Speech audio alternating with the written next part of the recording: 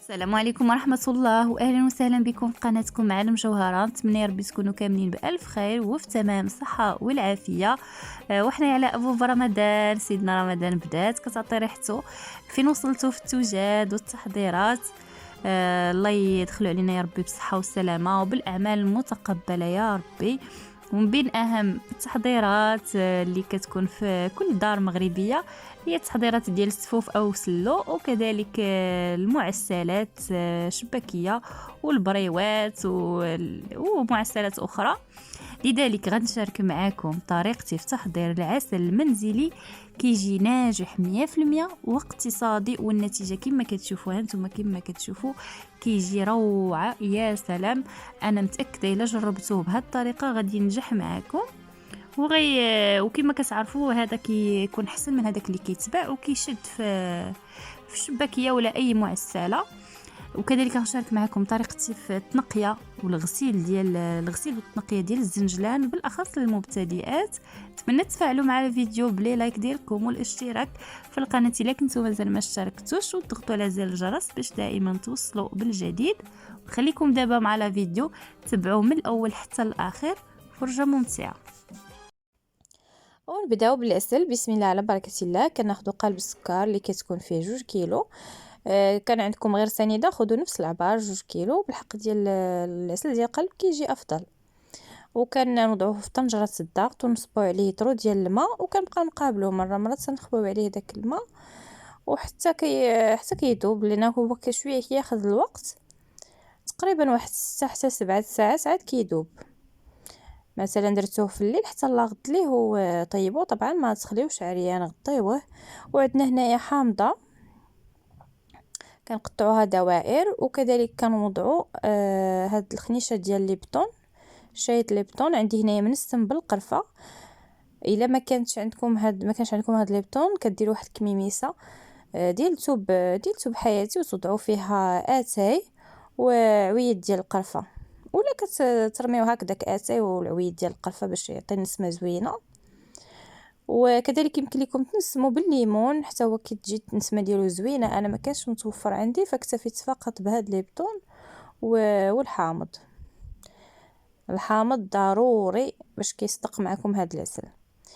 وكنغلق طنجره الضغط ونحسب 45 دقيقه. هنا من بعد مرات 45 دقيقه هانتوما كتشوفوا فتحت الطنجره لقيتو باقي خصو شويه ديال الطياب باش كنعرفوا طاب بهاد الطريفات بهاد الدوائر ديال الحامض. خص اللون ديالهم يتغلق يولي غادي البني. وفي هذه المرحله كنضيفوا المسكه الحره غير حبيبات كندقوهم. انا كانت تقطع ليا المقطع اللي صورت فيه المسكه. بحق المسكه راه ماشي ضروريه، الا كانت عندكم ضيفوها كتعطي نسمه زوينه وتاليكه. وهنايا غادي نغسل معكم الزنجلان، نوريكم الطريقه اللي كندير. عندي هنايا كيلو وربع ديال الزنجلان، من الاحسن يكون بلدي كما انا استعملت هذا زنجلان بلدي، كيكون ألذ، وحتى كميه ديال الزيوت كتكون فيه اكثر من الزنجلان اللي رومي، والمذاق ديالو كيجي لذيذ في السفوف ولا في الشباكيه. تنوضعوه في واحد البانيو ونعمروا عليه الماء ماشي بزاف، وتناخذوا هاد الصفايه ضروريه هي اللي كتساعدنا بزاف باش نقوموا بهاد العمليه. كنبقاو نهزو غير شويه بشويه من الفوق، طبعا ما ندخلوش ديك الصفايه حتى لتحت، غير من الفوق كنبقاو نهزو شويه بشويه، نعطيو الخاطر ولقانا راه كلشي بالخاطر، يعني ما تزربوش صافي. وحتى كنكمل الكميه كامله، وهذاك التراب وهذوك الشوائب كاملين كيهبطوا لتحت، كيهبطوا في القعر ديال البانيو ولا الاناء. هانتوما كما كتشوفوا هنايا هذه الغسله الاولى، شوفوا كميه ديال الوسخ وديال داك التراب والزبال اللي كيكون داك الحجيرات الصغيورين كلهم كينزلوا لتحت. في الحقيقه هذا اللي خديت زعما كما كتعرفوا البلدي كيكون شويه موسخ ماشي بحال الرومي. هانتوما شوفوا شحال الكميه اللي غادي تبقى في القعر ديال البانيو. وطبعا هذوك الحبيبات ديال الزنجلان ما نضيعوهمش حتى هما، نحاولوا كيفاش نحيدوهم ونرجعوهم في الاناء الاخر او في البانيو الاخر.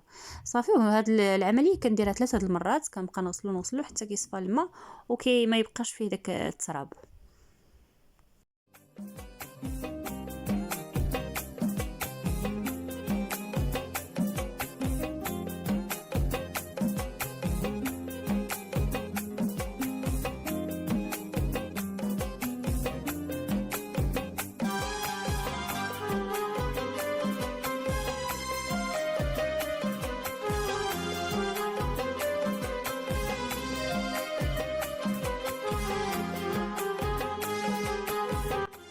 وصافي هنا من بعد ما غسلته مزيان راه كنسقطرو هكا في شي شبيكات حتى كيتسقطر تماما، وكنوضعوه في واحد الصفائح ديال الفرن ولا بلاطويات، وكنطلعوه اما للسطح ولا هكا في البالكون. المهم تكون شي بلاصه تكون مشمشه، ضروري يعني ما تضربوش الشميشه من الاحسن. وبالنسبه للناس اللي ما عندهمش يعني الشمس قليله عندهم، تقدروا تنشفوه شويه في الفران وحطوه عاوتاني في الظل.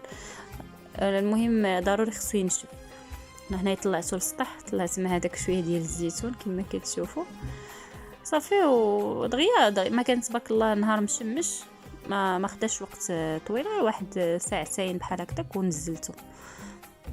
وصافي ومن بعد نقدر نغربلو شويه بديك الغربه الرقيق وتبداو التنقيه ديالو.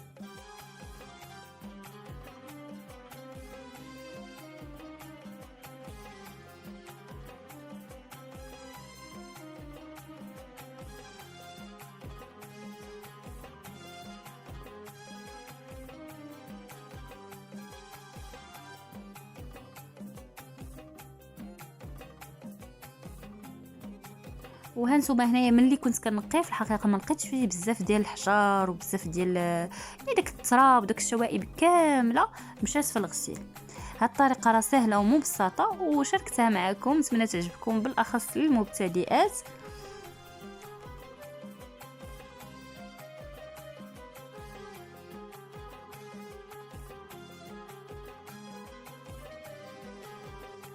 وها هو العسل من بعد ما خليته ساعات حتى كيعقد. نتوما مثلا الا طيبتوه في الليل حتى لا غد ليه في الصباح غادي تبان لكم النتيجه ديالو، كيجي ناجح مليون في المليون، ماشي 100%. كيجي يا سلام، والمذاق ديالو حتى هو زوين، وكيشد في المعسلات احسن من هذاك اللي كيكون كيتباع، وكيكون اقتصادي لان المكونات ديالو كما شفتوا راه بساط. بالنسبه لهذا الحامض اللي طيبت به العسل، راه ما كنرميهش، كنستعملوه هكا في الكيك، وكذلك تقدروا تستعملوه في بعض المعسلات في الحشوات، حشوات اللوز اولا ديال الكاوكاو. المهم راه كيعطي واحد التعليك واحد المذاق خطير. انا احتفظت به هكا في هذه القريعه حتى ان شاء الله الا استعملته بطبيعه الحال غادي نستعملوه في شي معسله ونشارك معكم، يعني نوريه لكم مره اخرى. هانتوما كما كتشوفوا. ومهم نتمنى يعجبكم هذا العسل اللي حضرت معكم وتجربوه، علاش لا، راه اقتصادي وكيجي ناجح. ما تنساوش قبل ما تخرجوا من لا فيديو تخليوا لي واحد لايك وتشتركوا في القناه الا كنتم مازال ما اشتركتوش، وتبارطاجيو هذا لا فيديو في مواقع التواصل مع الاصدقاء والاهل والاحباب باش هكا تعم الفائده. الى هذا كنقول لكم دمتم في رعايه الله وحفظه، الى فيديو قادم باذن الله. السلام عليكم.